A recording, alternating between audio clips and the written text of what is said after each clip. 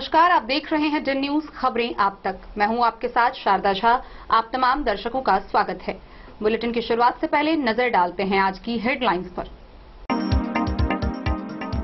मधुबनी नगर निगम में मेयर पद के लिए रणधीर कुमार और शंकर कुमार समेत उप मेयर व पार्षद के लिए कुल 24 अभ्यर्थियों ने किया नामांकन पर्चा दाखिल।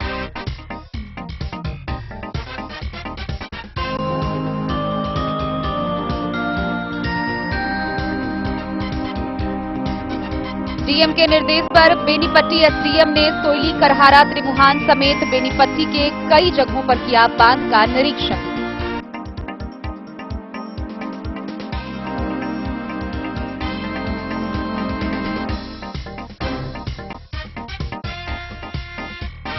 लौकी पुलिस ने लोडेड इटालियन पिस्तौल व 2 जिंदा कारतूस के साथ 3 अपराधकर्मियों को किया गिरफ्तार।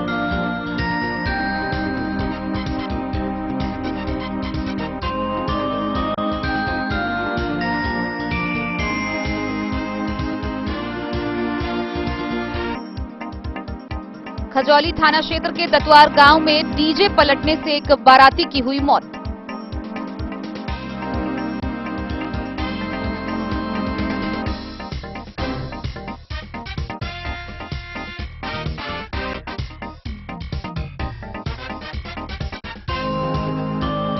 डीएम व एसपी ने शांतिपूर्ण व कदाचार मुक्त मद्य निषेध सिपाही पद पर भर्ती लिखित परीक्षा को लेकर की बैठक।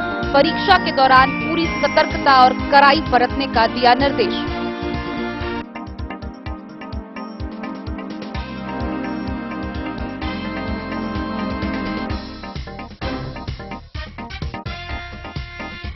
बेनीपट्टी एसडीएम ने बिस्फी के सिंघिया, रखौली सहित विभिन्न स्थानों पर महाराजी व जमींदारी बांध का किया निरीक्षण।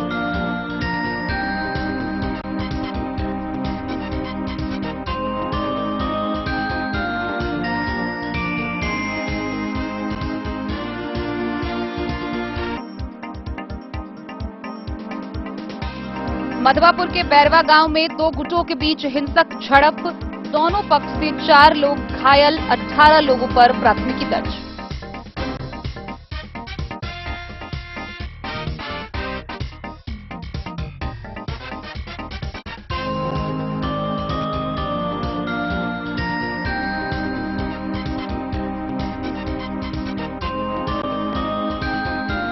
भेजा व मधेपुर थाना क्षेत्र की पुलिस ने अलग अलग मामलों में 3 शराब तस्कर को किया गिरफ्तार।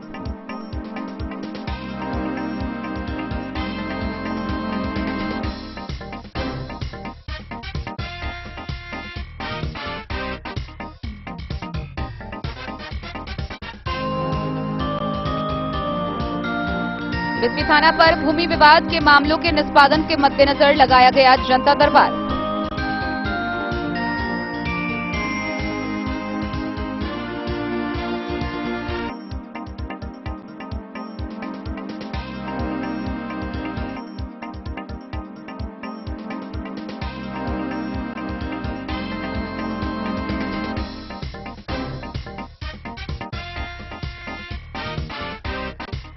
और सीमावर्ती शहर जयनगर के अनुमंडल अस्पताल में बना हुआ है अराजकता का माहौल।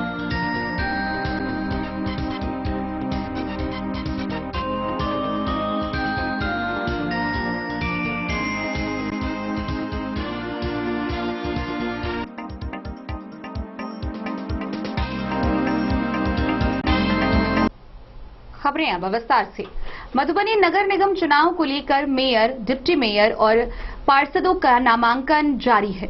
इसी दौरान शनिवार को अभ्यर्थियों ने बढ़ चढ़कर हिस्सा लिया, जहां मेयर पद के लिए रणधीर कुमार, शंकर कुमार समेत डिप्टी मेयर व पार्षदों को लेकर कुल 24 अभ्यर्थियों ने आरओ के समक्ष अपना नामांकन पर्चा दाखिल किया।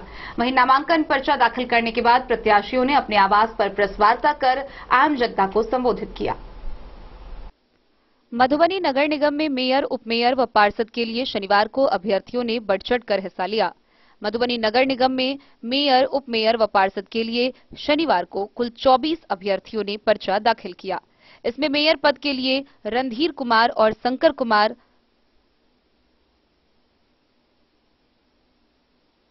मुख्य पार्षद के लिए अताउल रहमान अंसारी, वहीं वार्ड पार्षद के लिए लीला देवी, मोहम्मद अरमान अली समेत कुल 21 वार्ड पार्षदों ने नामांकन किया।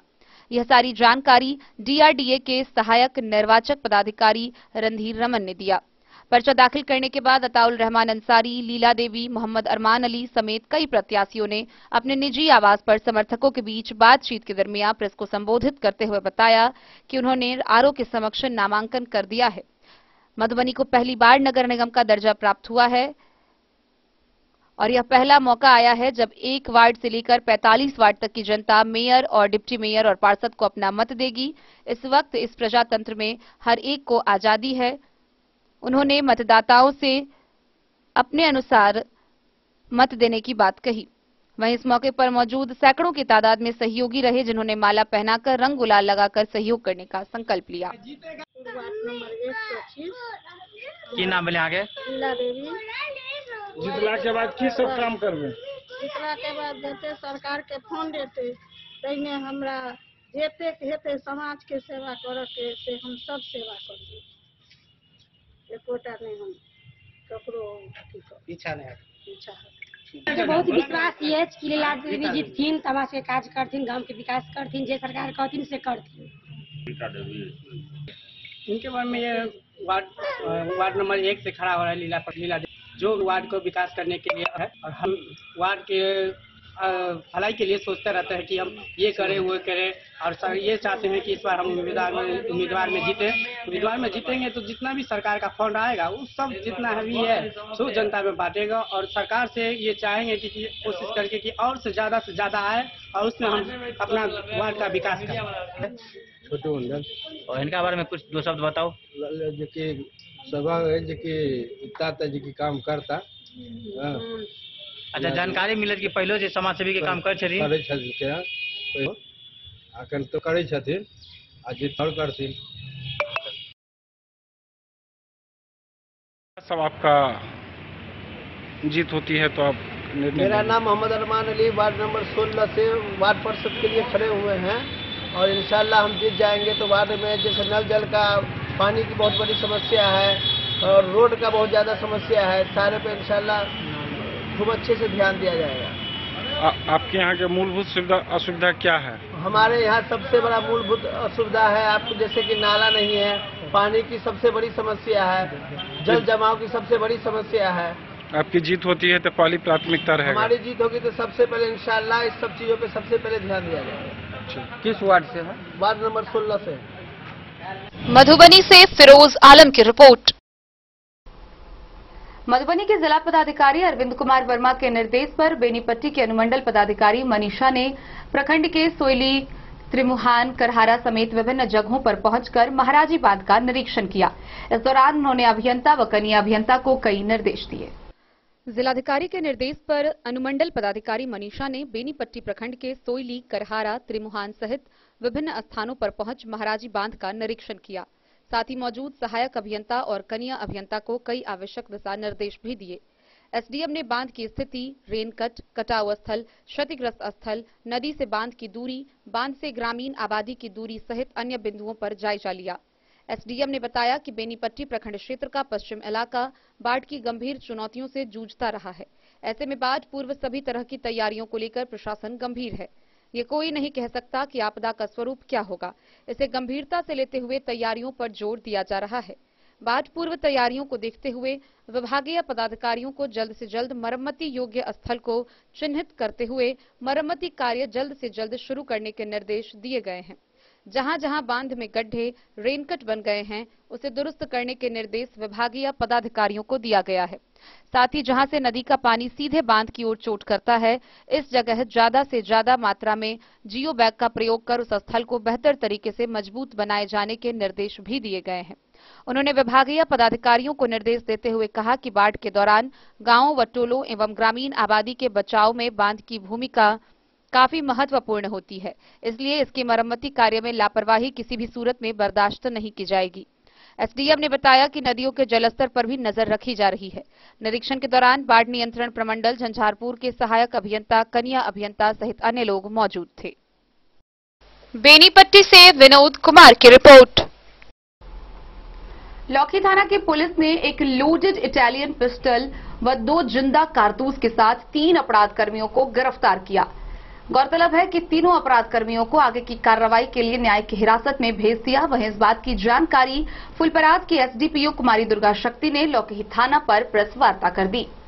फुलपरास एसडीपीओ कुमारी दुर्गा शक्ति ने शनिवार को लौकी थाने में प्रेस वार्ता किया, जिसमें उन्होंने कहा अपराध कर्मियों पर पहले से ही नजर रखी जा रही थी। वहीं अपराध कर्मियों की गिरफ्तारी के लिए टीम गठित किया गया था, जिसमें लौकी की थानाध्यक्ष सुरेंद्र कुमार, एसआई नीतीश कुमार, एसआई अमरेंद्र कुमार, महिला सिपाही ज्योति कुमारी, प्रियंका कुमारी तथा रुमन कुमारी शामिल है। पुलिस ने शुक्रवार की सुबह वाहन जांच अभियान के तहत बाइक सवार 3 अपराध कर्मियों को संदेहास्पद पाए जाने पर रुकने का इशारा किया, जिसमें पुलिस को आता देख तीनों अपराध कर्मी बाइक छोड़ इधर उधर भागने लगे, जिसे पुलिस बलों के सहयोग से पकड़ लिया गया। पकड़ाए अपराध कर्मियों की तलाशी लेने के क्रम में एक अपराध कर्मी कमलेश कुमार यादव के कमर से एक लोडेड पिस्तौल, रंजय कुमार के जीन्स के दाहिने पॉकेट से एक जिंदा कारतूस तथा सतीश कुमार के जेब के बाएं पॉकेट से एक जिंदा कारतूस को बरामद किया गया। साथ ही आपराधिक गतिविधियों में उपयोग किया गया 3 मोबाइल व एक बाइक को जब्त कर तीनों अपराध कर्मियों को गिरफ्तार कर आर्म्स एक्ट के तहत मामला दर्ज कर न्यायिक हिरासत में जेल भेज दिया है। अपराध कर्मियों की पहचान पुलिस ने फुलपरास थाना क्षेत्र के धनौजा निवासी 21 वर्षीय कमलेश कुमार यादव, 20 वर्षीय रंजय कुमार यादव तथा लौकी थाना क्षेत्र के अटरी निवासी सतीश कुमार यादव के रूप में बताई है।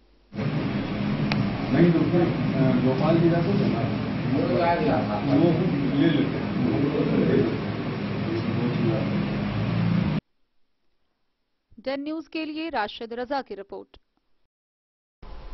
बीते शुक्रवार की रात खजौली प्रखंड के दतवार गांव में डीजे वाहन पलटने से बारात में जा रहे एक युवक की मृत्यु हो गई। इस घटना में एक ही गाड़ी पर 3 युवक सवार थे, जहां एक की मौके पर ही मृत्यु हो गई, वहीं दूसरा गंभीर रूप से घायल हो गया। मृतक युवक की पहचान खजौली प्रखंड के जमसम गांव के 28 वर्षीय महेश के रूप में की गई है। खजौली थाना क्षेत्र के दतवार गांव में शुक्रवार की रात एक डीजे वाहन की पलटने से वाहन पर सवार एक बाराती की मौत हो गई, दूसरा युवक इलाजरत है। मृतक की पहचान पंडौल जमसम गांव निवासी प्रेम दास के 28 वर्षीय पुत्र महेश दास के रूप में हुई है। जख्मी युवक अनिल शर्मा का उपचार खजौली सीएचसी में चल रहा है। मृतक के पिता प्रेम दास के लिखित आवेदन पर खजौली थाना में मामला दर्ज हुआ। दर्ज एफआईआर के अनुसार शुक्रवार वाहन पलटने से पुत्र की जख्मी होने की सूचना मिली। जब स्वजनों के साथ घटनास्थल पर पहुंचे तो पुत्र का शव पाया। कहा कि बीती रात पंडौल से खजौली बारात आ रही थी। डीजे वाहन चालक विशाल महासेठ की लापरवाही के कारण घटना घटी। वाहन पर 3 बाराती युवक सवार था, जिसमें एक की मौत हो गई, दूसरा जख्मी हो गया। घटना की सूचना पर पहुंची खजौली पुलिस ने शव को अपने कब्जे में कर पोस्टमार्टम के लिए सदर अस्पताल मधुबनी भेज दिया। वाहन को जब्त कर लिया। प्रभारी थानाध्यक्ष राम कुमार ने बताया कि घटना से संबंधित आवेदन प्राप्त हुआ है, मामले की जांच की जा रही है, दोषी पर कार्रवाई होगी। खजौली से सुधांशु ठाकुर की रिपोर्ट। आगामी 14 मई यानी कि रविवार को मधुबनी जिला के सदर अनुमंडल अंतर्गत 15 केंद्रों पर मद्य निषेध सिपाही भर्ती के लिखित परीक्षा का आयोजन किया जाना है। वहीं इसको लेकर डीएम व एसपी ने संयुक्त रूप से बैठक की। बैठक के दौरान उन्होंने उपस्थित अधिकारियों को शांतिपूर्वक स्वच्छ वातावरण में कदाचार मुक्त व सतर्कता के साथ परीक्षा लेने के कई निर्देश दिए। जिलाधिकारी अरविंद कुमार वर्मा एवं पुलिस अधीक्षक सुशील कुमार की संयुक्त अध्यक्षता में विकास भवन स्थित सभा कक्ष में केंद्रीय चयन परिषद सिपाही भर्ती द्वारा मद्य निषेध उत्पाद एवं निबंधन विभाग में मद्य निषेध सिपाही पद पर भर्ती के निमित्त आयोजित लिखित परीक्षा के कदाचार मुक्त आयोजन हेतु तैयारियों की समीक्षा बैठक आयोजित की गई। गौरतलब है कि परीक्षा का आयोजन 14 मई रविवार को निर्धारित है। इसके लिए सदर अनुमंडल मधुबनी अंतर्गत कुल 15 परीक्षा केंद्रों का निर्धारण किया गया है, जिसमें RK college Madhubani, pole star Madhubani, public school Madhubani, regional secondary school, जीवत चौक सप्ताह मधुबनी, डीएनवाई कॉलेज मधुबनी, +2 मनमोहन उच्च विद्यालय रामपट्टी मधुबनी, वाटसन उच्च विद्यालय मधुबनी, +2 उच्च विद्यालय पंडौल, रमा प्रसाद Dutt Janata +2 high school Jitwarpur, +2 high school Rahika, GMSS high school, Anoop Lal Pariyojana Balika +2 high school, Sivaganga बालिका +2 उच्च विद्यालय, महंत युगल नारायण +2 उच्च विद्यालय संभुआर शामिल है। परीक्षा की अवधि 10 बजे पूर्वाह्न से 12 बजे मध्याह्न तक निर्धारित की गई है। परीक्षा में शामिल होने के लिए अभ्यर्थियों की रिपोर्टिंग टाइम 8 बजे पूर्वाह्न निर्धारित है। उपस्थित अधिकारियों को संबोधित करते हुए जिलाधिकारी ने कहा कि इस परीक्षा के कदाचार मुक्त आयोजन के लिए 15 स्टैटिक मजिस्ट्रेट, 7 जोनल मजिस्ट्रेट व 3 उड़न दस्ता दल का गठन किया गया है। साथ ही सभी परीक्षा केंद्रों पर विधि व्यवस्था बनाए रखने हेतु प्राप्त संख्या में सशस्त्र बल की प्रतिनियुक्ति की गई है। परीक्षार्थियों की जांच हेतु महिला वीक्षकों की प्रतिनियुक्ति का निर्देश भी दिया गया है। परीक्षार्थियों के प्रवेश के समय मुख्य द्वार पर फ्रिस्किंग हेतु बाल विकास परियोजना पदाधिकारी व महिला पर्यवेक्षक की प्रतिनियुक्ति की गई है। पुरुष अथवा महिला सभी अभ्यर्थियों की अनिवार्य रूप से बॉडी फ्रिस्किंग की जाएगी। इसके लिए उन्होंने सभी परीक्षार्थियों से समय से परीक्षा केंद्र पर पहुंचने की अपेक्षा की है। किसी भी परीक्षार्थी को परीक्षा केंद्र के अंदर मोबाइल फोन, घड़ी व अन्य किसी प्रकार के इलेक्ट्रॉनिक डिवाइस को ले जाने की अनुमति नहीं होगी। सुबह 9 बजे के बाद प्रवेश द्वार बंद कर दिया जाएगा। परीक्षार्थियों के प्रवेश के बाद सभी परीक्षार्थियों को आवंटित रोल नंबर के आधार पर बैठना होगा, जहां अभ्यर्थियों की बायोमेट्रिक व फोटोग्राफी भी कराई जाएगी। सभी परीक्षा केंद्रों पर अनिवार्य रूप से जैमर लगाए जाएंगे। उपस्थित केंद्राधीक्षकों एवं अधिकारियों को संबोधित करते हुए पुलिस अधीक्षक ने कहा कि परीक्षा के कदाचार मुक्त आयोजन के लिए यह आवश्यक है कि प्रतिनियुक्त किए गए सभी अधिकारी व कर्मी समय से अपने प्रतिनियुक्ति स्थल पर पहुंच जाएं। उन्होंने बताया कि परीक्षा अवधि तक परीक्षा केंद्रों के 500 गज की परिधि में दंड प्रक्रिया संहिता की धारा 144 लागू रहेगी। कदाचार मुक्त एवं शांतिपूर्ण वातावरण में परीक्षा के आयोजन के लिए अनुमंडल कार्यालय सदर मधुबनी में जिला नियंत्रण कक्ष कार्यरत रहेगा। किसी भी परीक्षा केंद्र पर केंद्र अधीक्षक, वीक्षक अथवा किसी अन्य कर्मी को अपने पास मोबाइल फोन या अन्य किसी इलेक्ट्रॉनिक उपकरण को रखने की अनुमति नहीं होगी। सोशल मीडिया पर विशेष नजर रहेगी।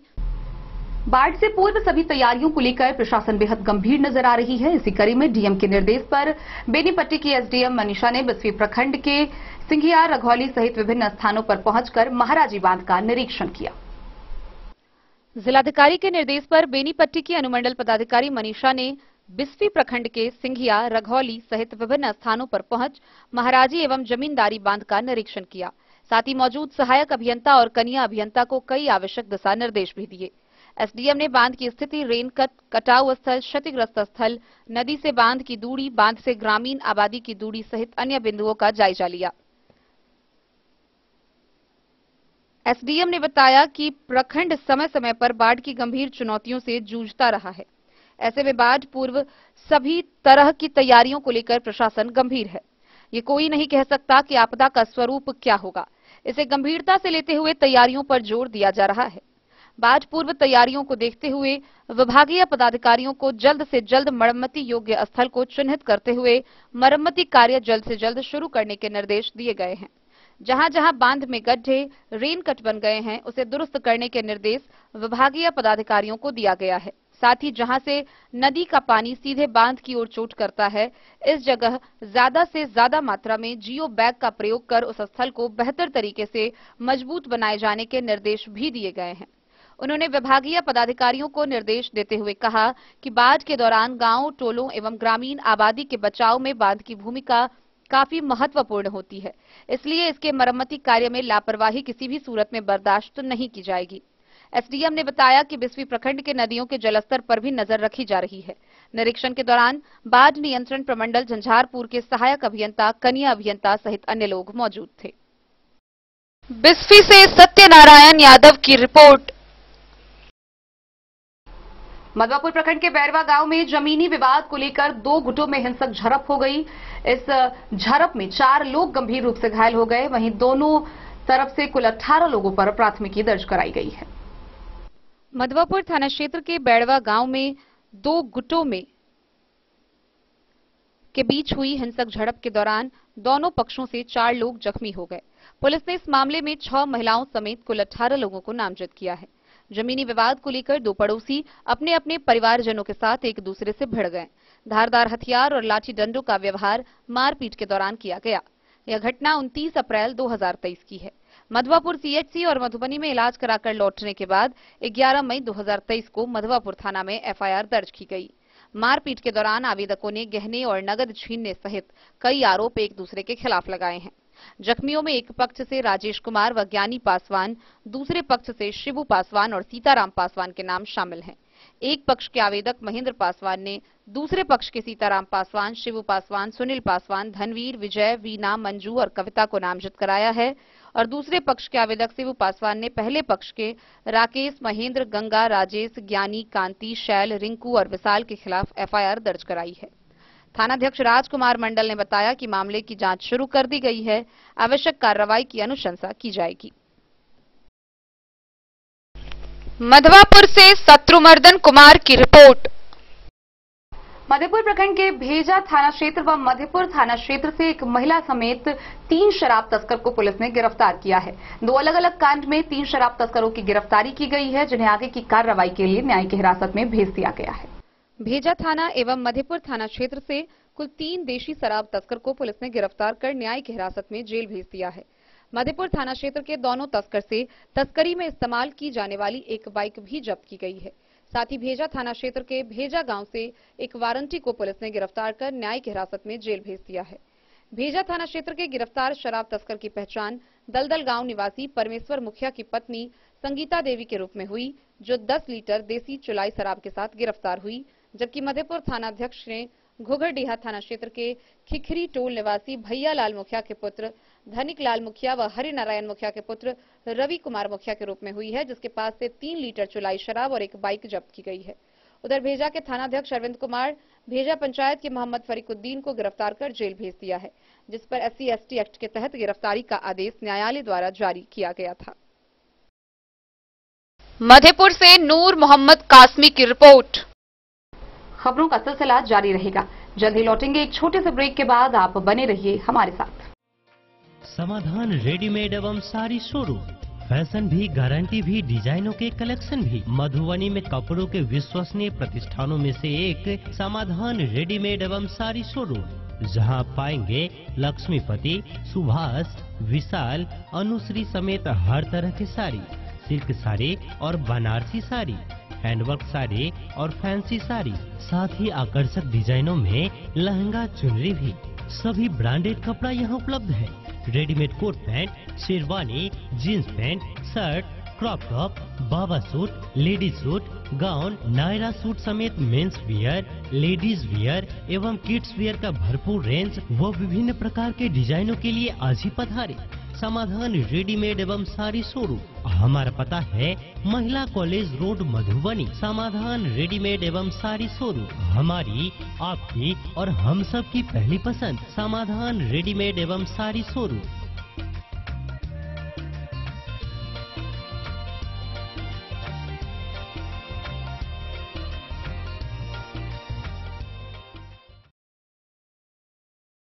Hotel Gokul Raj.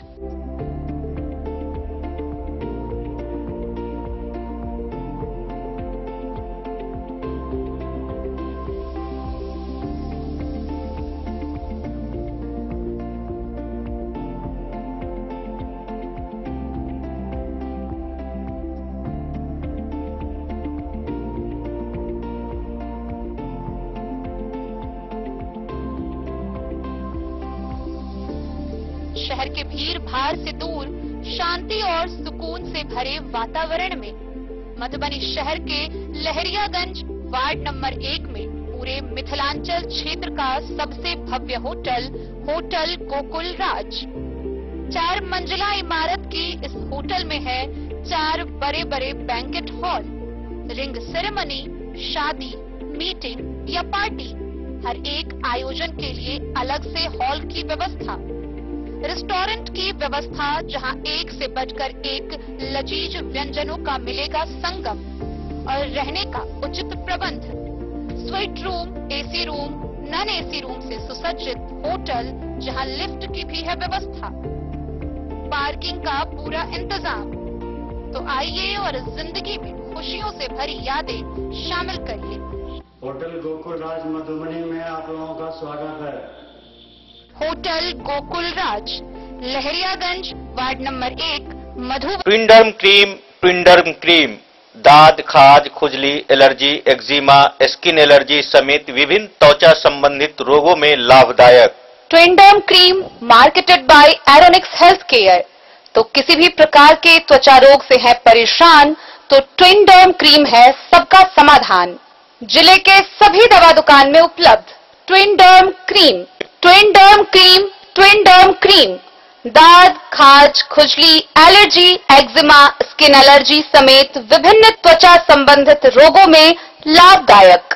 ट्विंडर्म cream marketed by Aeronix health care. तो किसी भी प्रकार के त्वचा रोग से हैं परेशान तो ट्विंडर्म क्रीम है सबका समाधान। मधुबनी जिला के हर दवा दुकान में उपलब्ध। प्रिंडम क्रीम।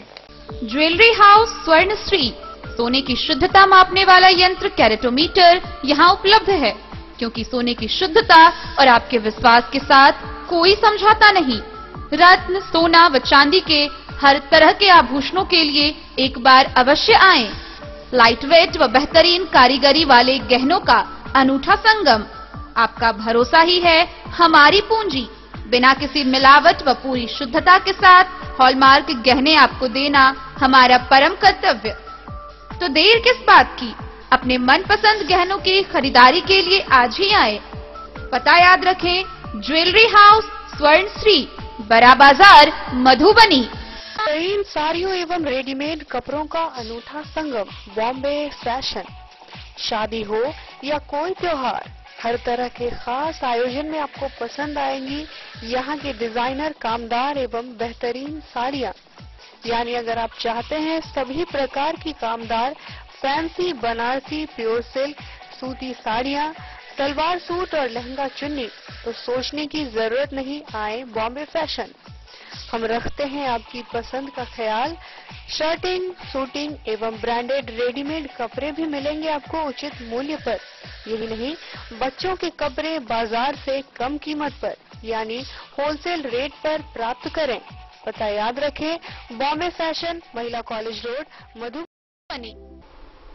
थाना दिवस के अवसर पर बिस्फी थाना परिसर में भूमि विवाद से संबंधित मामले के निष्पादन को लेकर जनता दरबार लगाया गया। इस दौरान भूमि विवाद से संबंधित विभिन्न मामलों पर सुनवाई की गई। मौके पर कई मामलों का ऑन स्पॉट निष्पादन भी किया गया।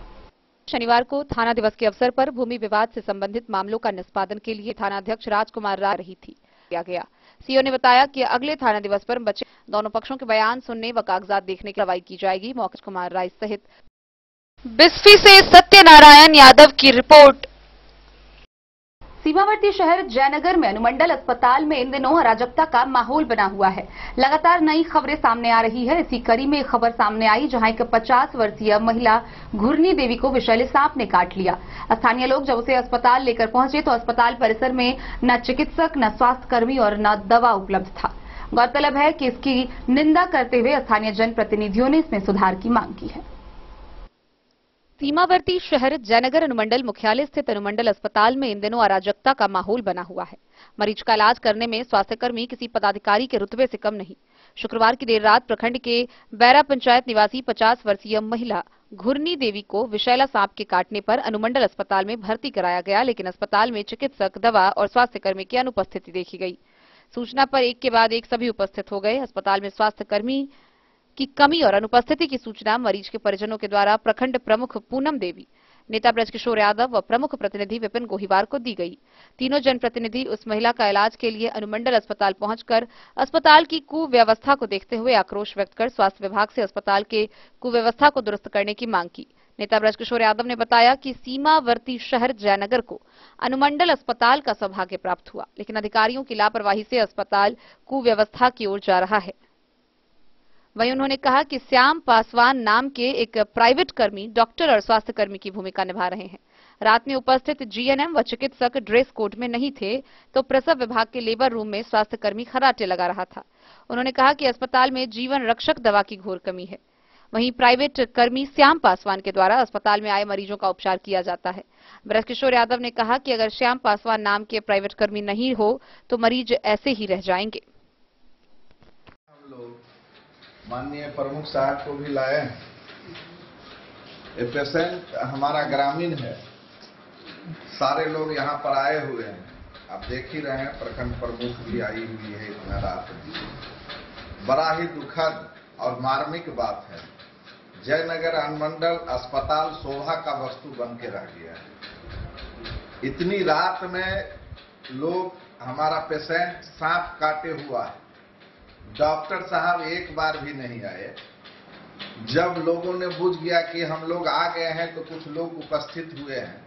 आपके कैमरा में कैद हो गया होगा कि एक भी डॉक्टर नहीं है और जो लोग हैं वो सोया हुआ अवस्था में जहां तहां से उसको अभी अस्पताल में उठा के लाया जा रहा है। तो हम आपसे मांग करेंगे, मीडिया के साथियों से, आप तीसरी स्तंभ है, चौथी स्तंभ है और जयनगर के इस अनुमंडल अस्पताल के बारे में जब तक आप लोग पोल नहीं खोलेंगे, एक सशक्त लड़ाई नहीं लड़ी जाएगी, तब तक यह अस्पताल शोभा का वस्तु बन के रह जाएगा। इसीलिए आज हमने आगाज किया है इस अनुमंडल अस्पताल के खिलाफ, जो इस तरह से जो और दुर्दशा है, जिस तरह से दयनीय अवस्था किए हुए है अस्पताल, निश्चित रूप से यहाँ भ्रष्टाचार व्यापक रूप से पर्याप्त है। और इतना रात में एक भी स्टाफ एक भी नहीं है। आप आके यहाँ देख सकते हैं क्या है वस्तु स्थिति, आप पता कर लीजिए कि क्या है वर्तमान स्थिति। बहुत सारे लोग आए हुए हैं, वो भी डॉक्टर को खोज रहे, आपको नहीं है डॉक्टर। अभी ये बाहर से मरीज आए हुए हैं, इनसे पूछिए इनकी क्या है, रात में कहाँ से आए हुए हैं और क्या है। कत आयल छी अहाँ सब? इस्लामपुर से आयल छै, भेलवा टोला से। कथी भ गेलै? बच्चा के बुखार लगल है, तब सब पर है, आ कोन दवाई के कोटी कोन देलकै, कितना बोल है। के देल के दवाई? मधुबनी से नहीं मिलती दवाई। अभी रात में डॉक्टर साहब आपको मिले? कोई देखल के है? कोई नहीं है, कोई डॉक्टर नहीं है, कोई लापता नहीं है। नहीं आए हैं तो कहाँ है? श्याम जी के माध्यम से ही इन्हीं के द्वारा ये इलाज होता है। ये जो बोल रहे थे जीएनएम मैडम, ये कहीं सोई हुई थी और श्याम जी के ही आधार पर चलता है। वैसे श्याम जी निश्चित रूप से इनका सराहनीय कार्य रहता है, लेकिन जिस तरह से अव्यवस्था यहाँ के स्टाफ के द्वारा किया जाता है, इनका जितना भी किया जाए, चतुर्थ वर्गीय कर्मचारी हैं ये, और इनके द्वारा अभी स्नेक बाइट के पेशेंट को इलाज किया जा रहा है। आप सोच सकते हैं इस अनुमंडल अस्पताल को बना के क्या होगा। माननीय उप मुख्यमंत्री और तेजस्वी जी से हम आग्रह करेंगे कि आपके व्यवस्था सरकार को बदनाम करने के लिए एक कर्मचारियों का कोकस है, एक कर्मचारी मिलके सरकार को बदनाम कर रही है, व्यवस्था को अव्यवस्था कर रहा है। आप देख रहे हैं अभी का जो वर्तमान स्थिति है। इसीलिए हम चाहेंगे कि प्रमुख साहब इतना रात में आए हुए हैं, प्रमुख साहब प्रतिनिधि भी आए हुए हैं, एक बार आप दवा का स्टॉक को भी देख लीजिए। और कल इन मुद्दों पर हम लोग सिविल सर्जन साहब से मिलेंगे। जो कर्मचारी आज रात में ड्यूटी पर नहीं था, जो कर्मचारी के द्वारा पेशेंट के जान के साथ खिलवाड़ किया गया है, अगर उन पर कोई कानूनी कार्रवाई नहीं की जाएगी तो मैं आप मीडिया के बंधु से हम आग्रह करेंगे इस मैटर को आप उठाएंगे, और 24 घंटा के अंदर रिजल्ट नहीं होता है तो हम लोग 25 घंटा के बाद निश्चित रूप से इस अनुमंडल अस्पताल पर धरना, अनिश्चितकालीन धरना करूंगा, जब तक यहाँ के हॉस्पिटल के स्टाफ पर कार्रवाई नहीं हो। ऐसे आप देख रहे हैं कि पूर्ण रूप से वो बोल रही है ना, उनका ड्रेस को कैसे लोग जानेंगे कि ये कौन है। सब सोए पड़े हुए हैं, कहीं कुछ नहीं है। एक बार आप स्टॉक चेक करवा लिया। मोहम्मद अली के साथ हनुमान प्रसाद मोर की रिपोर्ट। मधुबनी के जीवत चौक के समीप श्री केशव हेरिटेज अस्पताल में एक लड़की इलाजरत है। गौरतलब है कि उस लड़की को एक ऑटो वाला गंभीर अवस्था में वहां छोड़कर मौके से फरार हो गया था। घटना को लेकर लड़की ने बयान देते हुए बताया है कि उसने एक व्यक्ति से कोर्ट मैरिज की, उसके बाद वह यहां पहुंची है। हालांकि लड़की के परिजन उसको अपने घर ले जाने से इनकार कर रहे हैं। ऐसे में सारी जवाबदेही अस्पताल प्रशासन पर आ रही है। अस्पताल प्रशासन ने उसका इलाज तो कर दिया है, लेकिन उसको ले जाने के लिए कोई तैयार नहीं है। चिकित्सक को धरती पर भगवान का दूसरा रूप कहा जाता है। चिकित्सक पहले मरीज के इलाज की प्राथमिकता देते हैं, उसके बाद बाकी प्रक्रिया करते हैं। लेकिन कभी कभी ऐसे भी लोग होते हैं कि मरीज को इलाज कराने अस्पताल पहुंचते हैं, मरीज को भर्ती करते ही फरार हो जाते हैं। इसी तरह का एक मामला मधुबनी रहिका मुख्य सड़क पर अवस्थित श्री केशव हेरिटेज हॉस्पिटल में 8 मई को हुआ।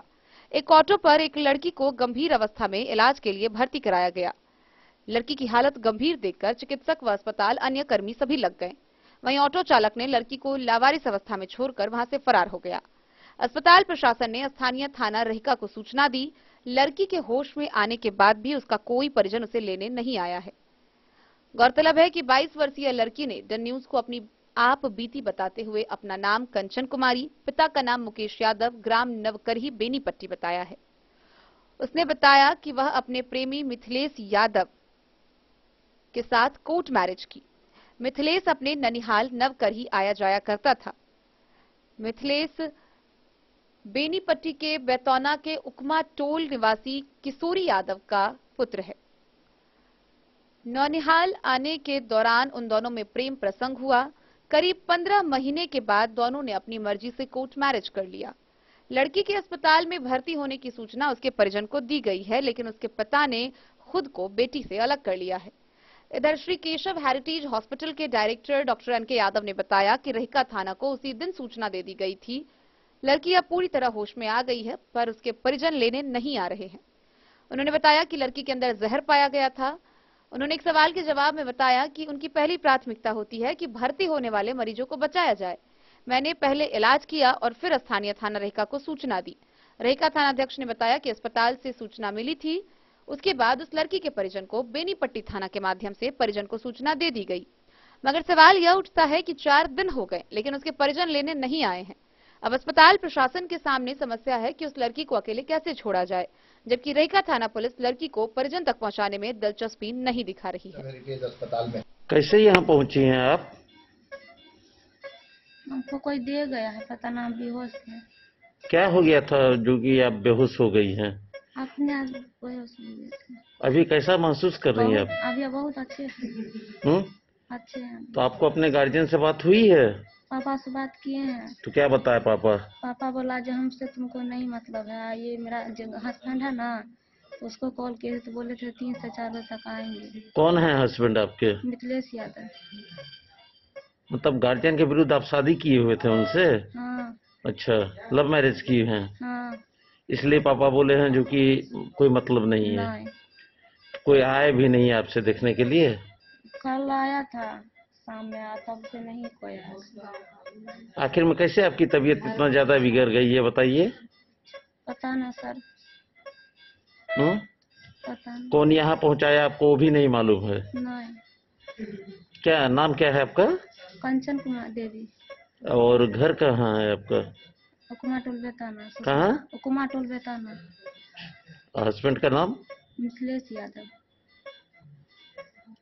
सर आपके यहाँ जो है कंचन कुमारी एक भर्ती है लड़की, इस समय क्या कहना सर?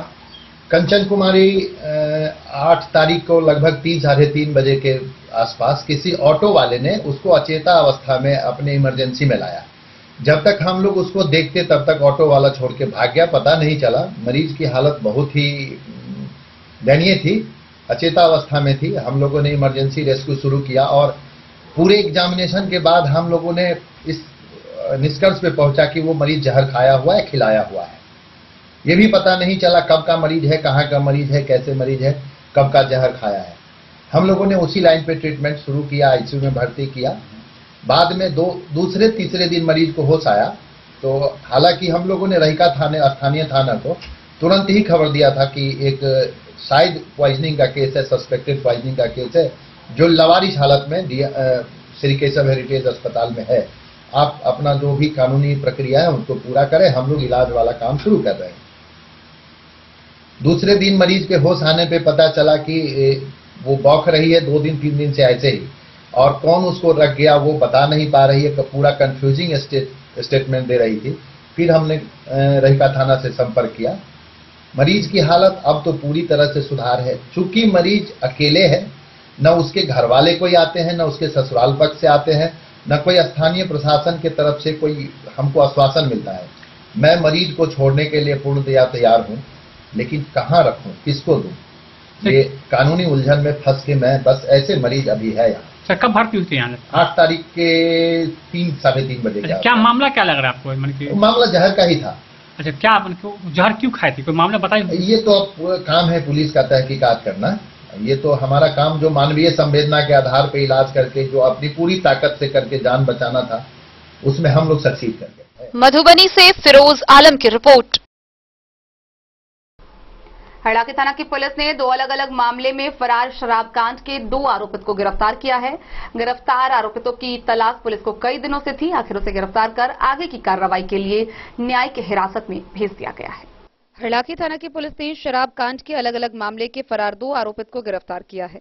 प्राप्त जानकारी के अनुसार करीब 3 माह पूर्व फुलहर गांव निवासी महिला धंधेबाज जानकी देवी के घर के समीप पुलिस ने 110 बोतल शराब जब्त किया था, जहां छापेमारी के दौरान महिला धंधेबाज को फरार हो गई थी, जिसे पुलिस ने गिरफ्तार कर लिया है। करीब 1 माह पूर्व गश्ती पर निकले पुलिस ने मनोहरपुर गांव में एक पुआल की टाल से 1380 बोतल शराब बरामद किया। इस मामले में गांव के ही सूरज व विकास यादव के विरुद्ध प्राथमिकी दर्ज की गई।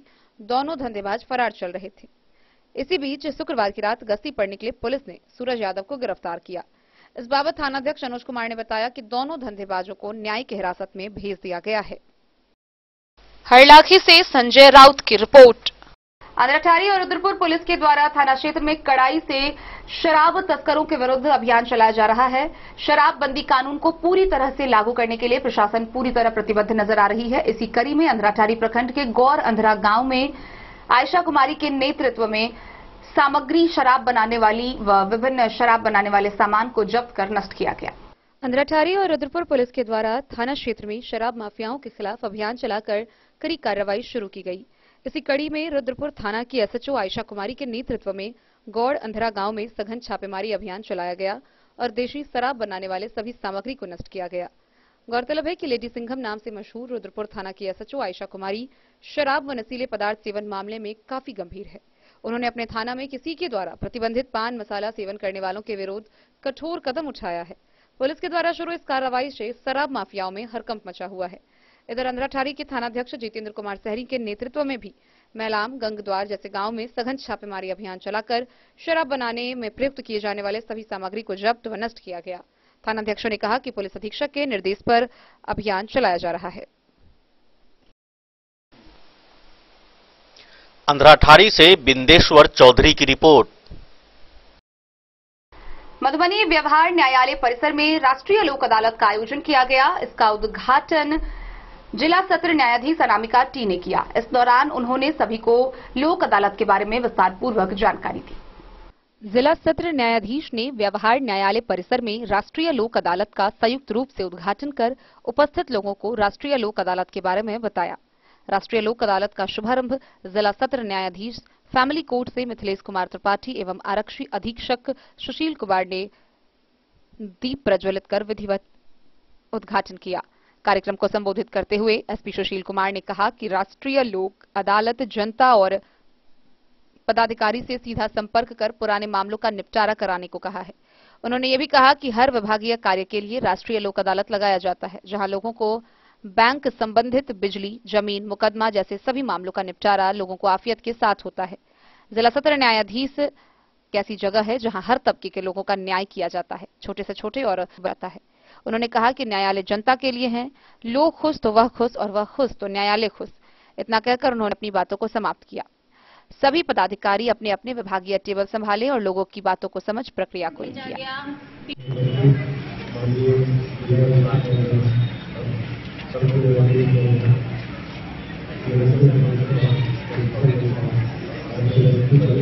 न्यायाधीशगण, एसएसपी साहब, जितने लोग यहाँ मौजूद हैं, हम लोगों ने एक पहल की है कि आप न्यायालय के द्वारा अपने वादों का निपटारा करें। लोक अदालत एक ऐसी जगह है जहाँ पे न कोई जीतता है न कोई हारता है, लेकिन समस्या का समाधान हो जाता है। मैं आप सब लोगों से ये रिक्वेस्ट करूंगी कि आप ज्यादा से ज्यादा संख्या में यहाँ पर आकर अपने वादों का निपटारा करें। लोक अदालत में हमने अपनी तरफ से बहुत कोशिश की है कि आपको नोटिस भेजा गया, पीएलबी के द्वारा, पुलिस के द्वारा, हमारे न्यायालयों में अधिवक्ता भी हमारे साथ थे, उन्होंने भी हमारा बहुत सहयोग किया।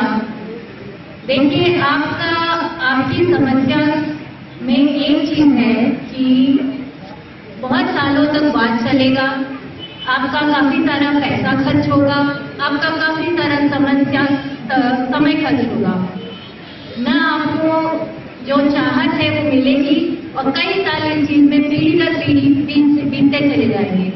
तो आपसे मैं अनुरोध करूंगी कि इस अवसर का पूरा फायदा उठाते हुए ज्यादा से ज्यादा केसेस का निपटारा कीजिए। ये न्यायाधीश के हित में नहीं है, ये आपके हित में है।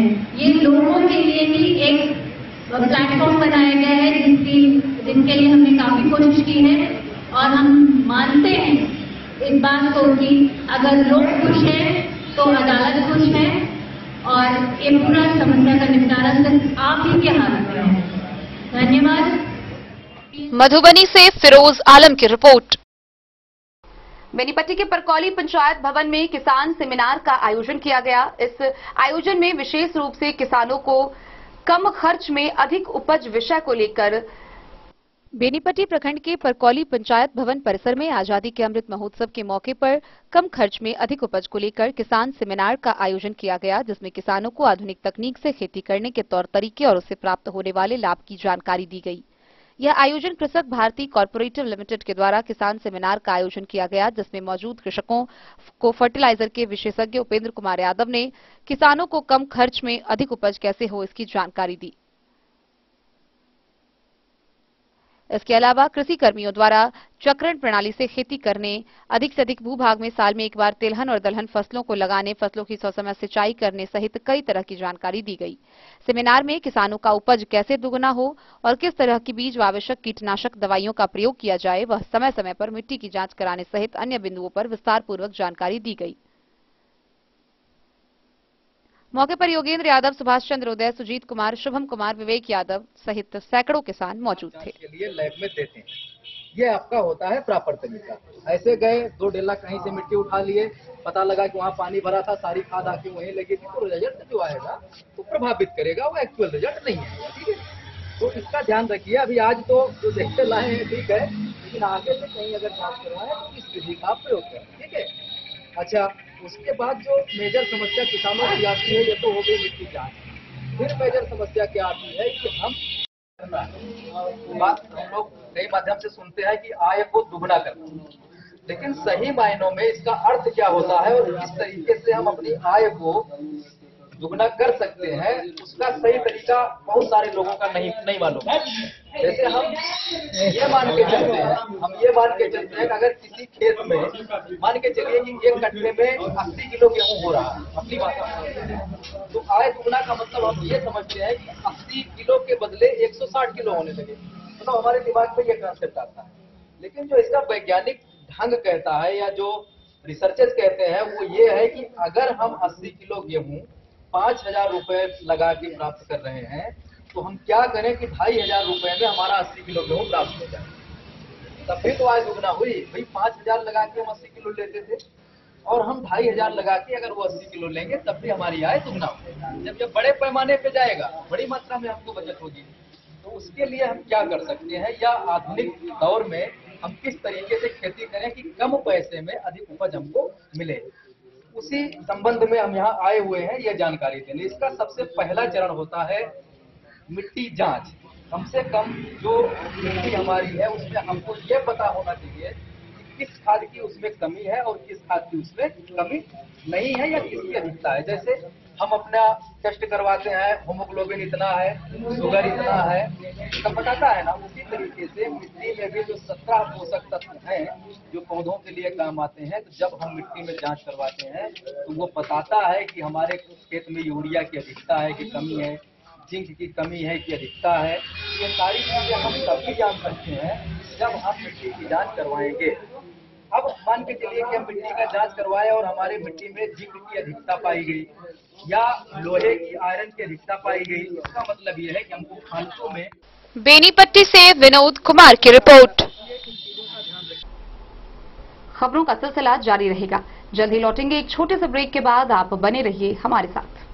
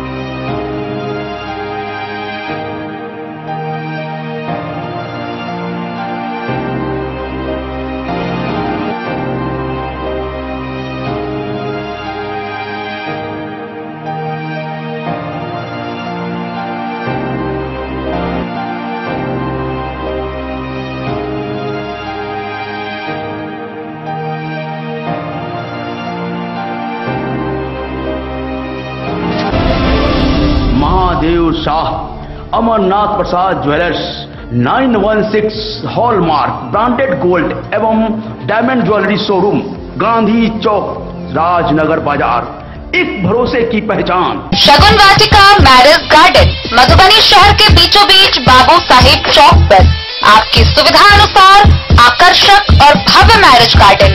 शगुन वाटिका विवाह भवन, रिंग सेरेमनी हो या हो शादी, छोटा बड़ा पारिवारिक समारोह हो या हो कोई उत्सव या पार्टी, शगुन वाटिका मैरिज गार्डन दे रहा है आपको सबसे बेहतरीन सेवा। बुकिंग के लिए संपर्क करें गणपति टेंट हाउस, पुराना LIC कैंपस, खादी भंडार, मधुबनी। संपर्क सूत्र 7932-362-5254। के क्षेत्र में एक नया आयाम अब छोटे बच्चों के लिए भी आधुनिक सुविधाओं के साथ उपलब्ध। विवेकानंद मिशन विद्यापीठ जूनियर, जहां क्लास प्री नर्सरी से 5th स्टैंडर्ड तक के बच्चों का एडमिशन प्रारंभ है। अगर आप भी चाहते हैं अपने बच्चों का शिक्षा के क्षेत्र में बेहतर विकास, तो विवेकानंद मिशन विद्यापीठ जूनियर है आपके लिए तैयार। 2.5 से 10 वर्षों के बच्चों के लिए आपको मिलेगा आधुनिक सुविधाओं के साथ एक बेहतर शिक्षा का माहौल। CBSE बेस्ड करिकुलम सिलेबस के साथ साथ स्टूडेंट्स होंगे art and craft, game and sports और कल्चरल एक्टिविटीज में अव्वल। इंग्लिश मीडियम के माहौल के बीच स्टूडेंट्स बनेंगे स्मार्ट, जहां किताबी ज्ञान के साथ साथ हर क्षेत्र में स्टूडेंट्स होंगे अवेयर। हॉबीज और इंटरेस्ट को मिलेगी प्राथमिकता। तो आइए और अपने बच्चों के बेहतर भविष्य के लिए आज ही नामांकन करवाइए। विवेकानंद मिशन विद्यापीठ जूनियर, हमारा पता है तिरहुत कॉलोनी, नगर परिषद main road, ward number 21, Madhubani. Class on, match of, रुकावट के लिए खेद है, meeting on, game of, game on, meeting on, class of, class on, match of, meeting on, game of. Guys, अपना wifi, what's going on? Every day. Switch to Airtel Extreme Fiber. Super fast speed, हर कोने में, हर पल, पूरी family के लिए। Madhubani railway station का जल्द ही कायाकल्प होगा, इसके लिए रेल विभाग से स्वीकृति मिल गई है। गौरतलब है कि मधुबनी रेलवे स्टेशन प्लेटफॉर्म संख्या 2-3 के तरफ से प्रवेश द्वार बनाया जाएगा। मधुबनी रेलवे स्टेशन पर जब से दूसरी राज्यों की ट्रेन रुकनी शुरू हुई है, तब से स्टेशन के करीब भीड़ होने लगी है, साथ ही गाड़ियों का जमावड़ा लग जाता है, जिसके कारण लोगों को असुविधा का सामना करना पड़ता है। यात्रियों की परेशानी को देखते हुए स्टेशन के कायाकल्प का फैसला लिया गया है। मधुबनी स्टेशन के दूसरी तरफ यानी कि प्लेटफॉर्म नंबर 2-3 की ओर से प्रवेश द्वार बनाया जाएगा। जलाशय क्षेत्र को मिट्टी डालकर भर दिया जाएगा, साथ ही रोड और ऐसी कई चीजें बनाई जाएंगी जिससे लोगों को आने जाने की सुविधा होगी। दूसरे प्रवेश द्वार के विकास पर करीब 10 करोड़ रुपए खर्च किए जाएंगे। रेलवे से इसकी स्वीकृति मिल गई है, जिसमें अमृत भारत योजना के तहत विकास कार्य को शुरू किया जाएगा। Bureau report, Madhubani. मधुबनी के मिथिला जनता महाविद्यालय लहरियागंज में लोहिया स्वच्छ बिहार अभियान के अंतर्गत कार्यक्रम का आयोजन हुआ। इस दौरान सभी पंचायतों में कूड़ेदान का वितरण किया गया। लोहिया स्वच्छ बिहार अभियान के तहत ग्राम पंचायत राजमंगरौनी प्रखंड राजनगर की मुखिया भारती झा की अध्यक्षता में मिथिला जनता महाविद्यालय लहरियागंज के प्रांगण में प्रखंड BPRO पूजा कुमारी और प्रशिक्षक BDO प्रभात रंजन, BC विनोद कुमार, प्रखंड नाजिर अफजुल रहमान व मुखिया भारती झा की उपस्थिति में शनिवार को 14 वार्डों के लिए कचरा गाड़ी का हरी झंडी दिखाकर रवाना किया गया। इस मौके पर समाज सेवी चंचल झा समेत सैकड़ों की तादाद में ग्रामीण मौजूद थे। मौके पर प्रशिक्षु BDO प्रभात रंजन ने जानकारी दिया कि इससे पहले 2 पंचायतों में लोहिया स्वच्छता अभियान का कार्य प्रगति पर है और यह तीसरा पंचायत है जिसका कार्य वह शुरू किए हैं। उन्होंने कहा कि उन्हें उम्मीद है कि यह सफल होगा और आगे अन्य पंचायतों की तैयारी चल रही है।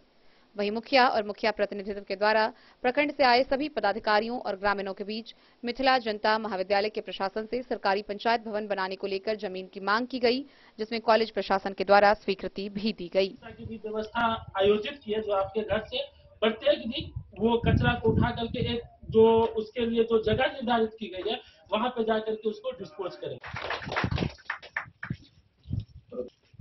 ग्राम पंचायत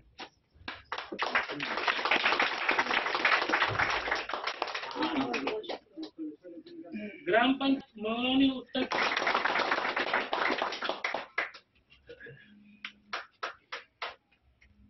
मुखिया जी के प्रतिनिधि से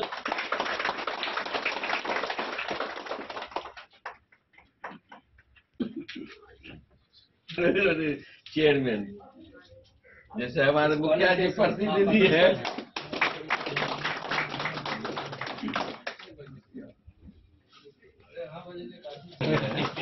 लेकिन कॉलेज इन्हीं के देखरेख में चल रहा है। अब जो है सो हमारे उप मुखिया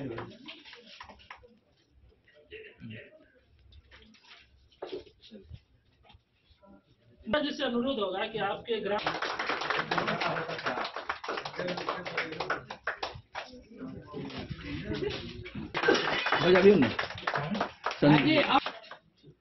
आधा हिस्सा के मालिक है।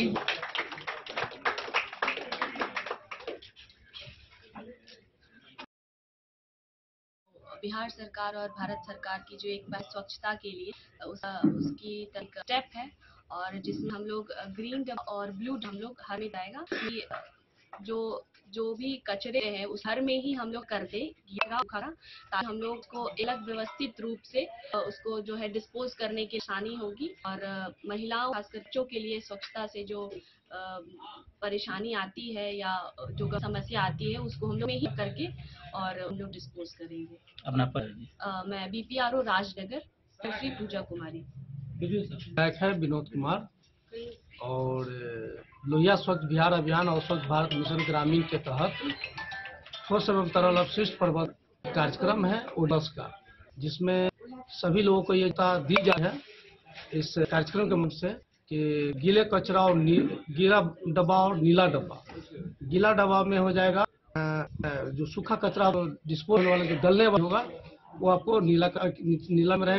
सड़क हवा हो गया जो हर गल जाने वाला उसमें रखा जाएगा। उसके लिए हमारे वार्ड स्तर पर भी हम लोग कर्मी रखा है, उस कर्मी भी एक गाइडलाइन दिया जा रहा है कि प्रत्येक घर के लोगों को प्रेरित करना है कि आप अपना घर के कचरा यत्र तत्र न फेंके और जगह पर रखें, ताकि उसको हम लोग सुरक्षित निपटान के लिए आगे की प्रक्रिया हो। ये रिक्शा जो आप दे रहे हैं वो वार्ड वाइज दे रहे हैं? हाँ, वार्ड वाइज प्रत्येक वार्ड में एक रिक्शा दे रहे हैं, और ई रिक्शा हो गया जो पंचायत लेवल पर होगा, इस सभी वार्ड में विजिट करते हुए और कचरा कलेक्ट करेगा और जो WP मेरा निर्माण होगा वहां पर जाके डंपिंग करेगा।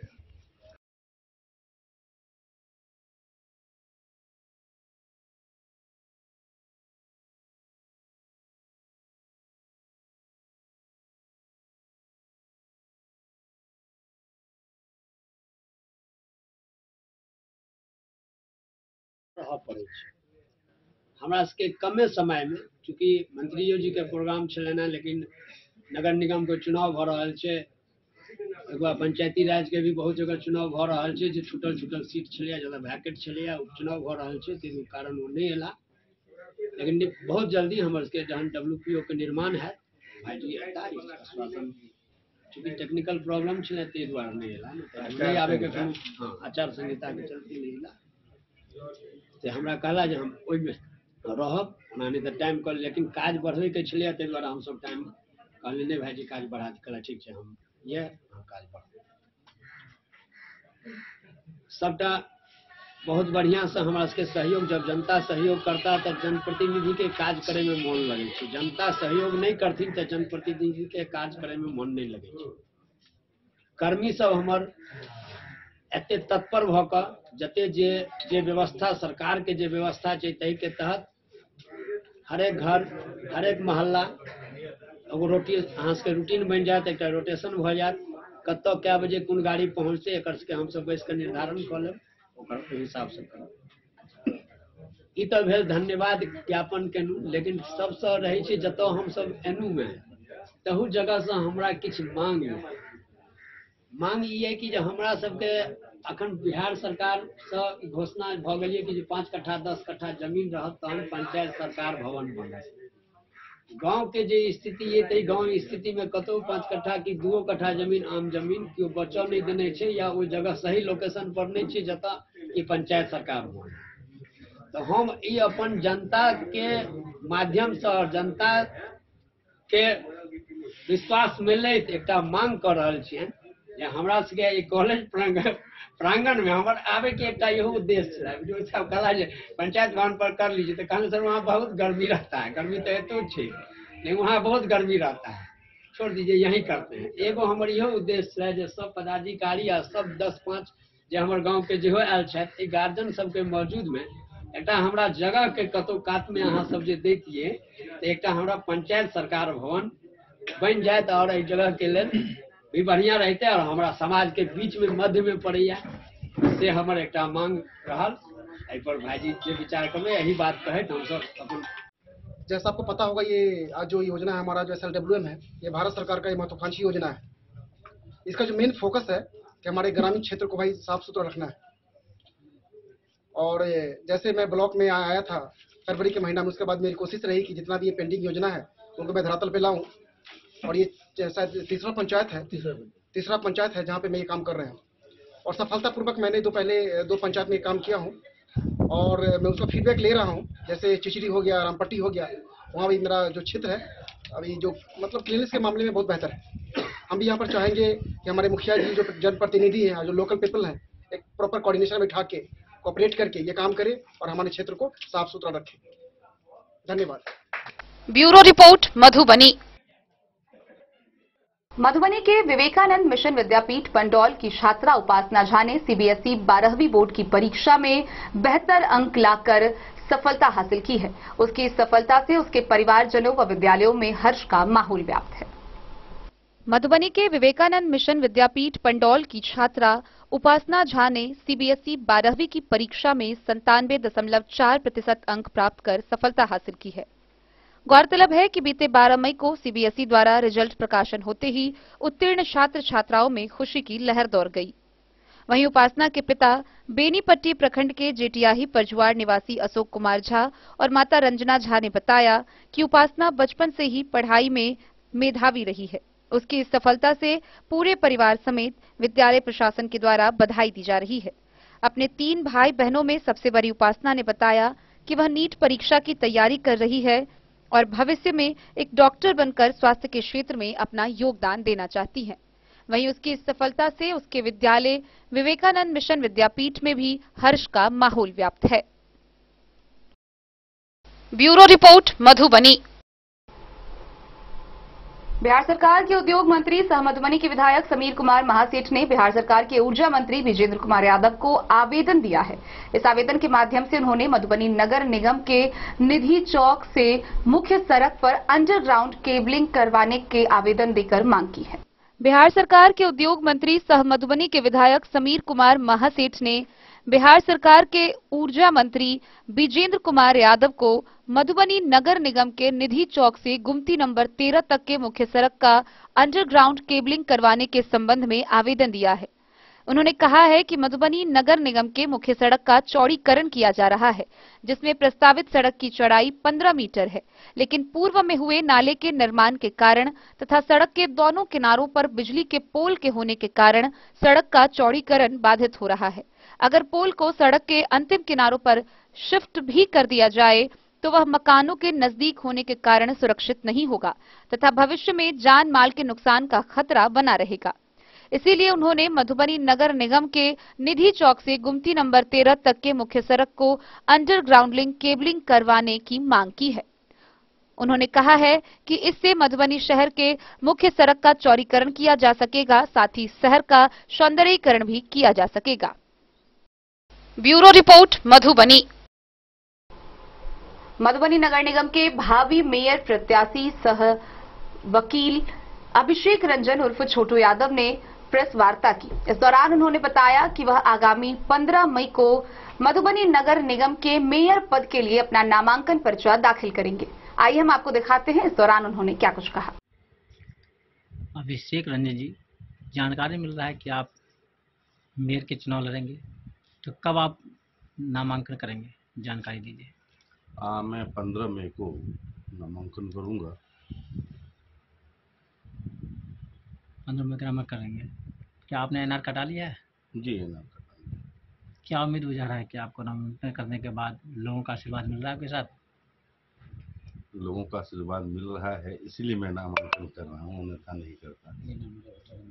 देखिए, मैं पेशे से वकील हूँ और इसी सोसाइटी, इसी समाज में रह के मैं अभी तक का काम करते आ रहा हूँ और यहाँ के मूलभूत समस्याओं को मैं बहुत नज़दीक से देख पा रहा हूँ। इसलिए हम लोगों ने मन बनाया कि कोई ना कोई एक आदमी को नगर निगम के जीर्णोद्धार के लिए आगे आना होगा। ऐसा व्यक्ति जो सशक्त हो, शिक्षित हो और एक अच्छा कार्य योजना बनाकर शहर के डेवलपमेंट में अपना सहभागिता दे सके। हमारे जो कुछ फ्रेंड्स हैं, कुछ कलीग्स हैं, कुछ पेरेंटल लोग जो हैं, उन लोगों ने एक रिक्वेस्ट करा, जो आप ये जिस प्रोफेशन में हैं आपको इसमें भी आना चाहिए और आप ऐसा करें। ये पिछले 2-3 वर्ष पहले की बात है और फिर हम लोगों ने उसी समय तय किया जो हम लोग अपनी एक कैंडिडेट को उतारेंगे हम इस काम के लिए, इस फील्ड में। मतलब हम लोग एक टीम बना के जिस नगर निगम के डेवलपमेंट के लिए काम करेंगे और फिर सभी लोगों ने यह निर्णय लिया जो मैं ही नगर निगम के मेयर पद के लिए फाइट करूं, नामांकन करूं।